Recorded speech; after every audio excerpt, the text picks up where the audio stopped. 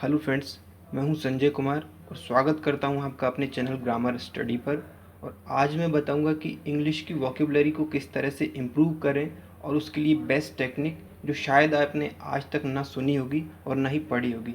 तो वीडियो को लास्ट तक ज़रूर देखें, शेयर करें, चैनल को सब्सक्राइब करना ना भूलें और साथ में बेल आइकन को दबाएं जिससे कि आने वाली वीडियोस के नोटिफिकेशंस आपको मिल जाएं। अगर बाकी आपको इंग्लिश सीखना है तो देखिए, वॉकेब पर जितना ज़्यादा हो सके उतना फोकस आपको करना पड़ेगा, क्योंकि जितनी स्ट्रॉन्ग अगर आपकी वॉकेब होगी, सेंटेंस उतनी ही जल्दी आपको समझ में आएगा और जिससे कि सेंटेंस को आप पकड़ पाएंगे और धीरे धीरे करके इस तरह से आपको इंग्लिश भी बहुत ईजी लगने लग जाएगी। ठीक है, तो मैं जो टेक्निक आपको बताने जा रहा हूँ उसी टेक्निक से अपन एक वीडियो डेली का लाएंगे जिसमें कम से कम अपन 5 से 6 वर्ड्स को कवर करेंगे और इस तरह से अपन धीरे धीरे करके हर रोज़ एक वीडियो के ज़रिए अपना एक जो कलेक्शन करते चलेंगे और धीरे धीरे अपना कलेक्शन एक वास्ट कलेक्शन बन जाएगा और अपनी वॉकेब बहुत स्ट्रॉन्ग हो जाएगी। ठीक है, तो चलिए चलते हैं अपनी टेक्निक पर। अब देखिए, यहाँ पर हमने करीब 5-6 वर्ड्स यहाँ पे सिलेक्ट किए हैं और अगर ये वर्ड्स को अपन उसी वे में अपन करेंगे तो इनमें बहुत ज़्यादा टाइम भी लगता है और दूसरी बात, 1-1.5 घंटे तक तो आपको ये याद रहेंगे, उसके बाद आप इनको भूल जाते हैं कि हमने याद कौन कौन से वर्ड किए थे।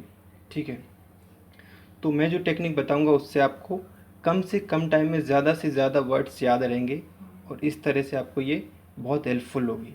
ठीक है, पर ये वर्ड्स हैं जैसे कॉमरेड हुआ। कॉमरेड मतलब क्या होता है? सच्चा मित्र, ठीक है, या सच्चा दोस्त।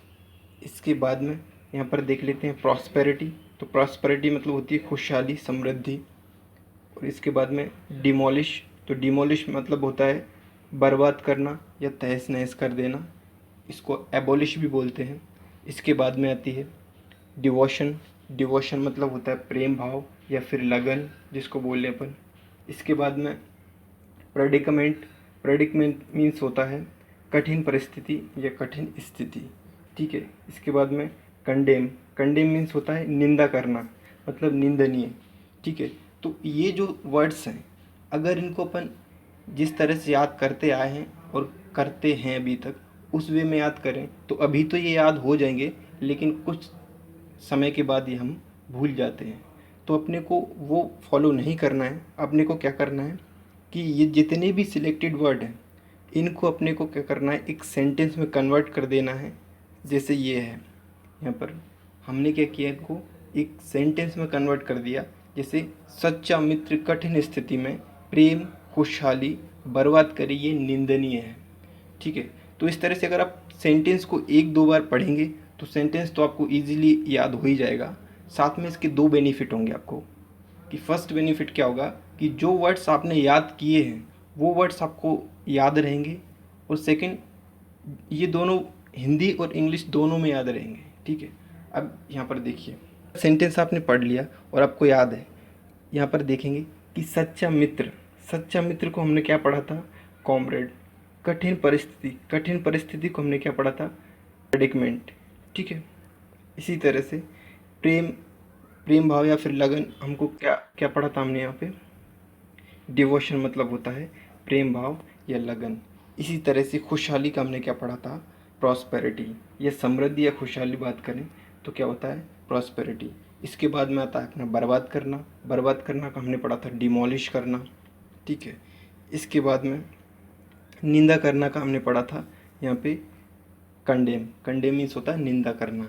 ठीक है, तो इस तरह से अगर हम याद करेंगे तो हमको याद रहेगा कि कौन कौन से वर्ड्स हमने पढ़े थे और उनके इंग्लिश मीनिंग क्या होते हैं। अब इस तरह से हम पढ़ सकते हैं कि सच्चा मित्र कठिन स्थिति में प्रेम खुशहाली बर्बाद करे ये निंदनीय है।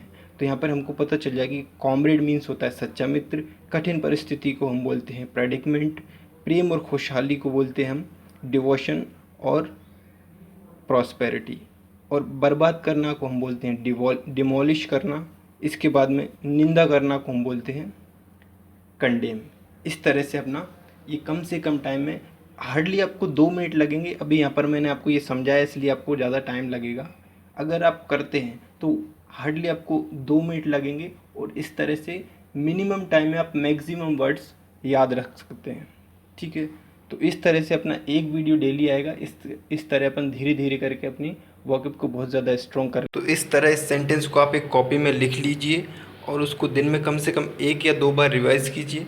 इस तरह से अगर आप डेली करेंगे तो आपका जो कलेक्शन है वो बढ़ता जाएगा और आपकी वॉकेब स्ट्रॉन्ग हो जाएगी। तो आई होप वीडियो आपको पसंद आया होगा। तो वीडियो को लाइक कीजिए, शेयर कीजिए और कमेंट बॉक्स में बताइए कि हमें वीडियो आपको कैसा लगा। चैनल को सब्सक्राइब कीजिए और बेल आइकन दबाना ना भूलें। Thank you.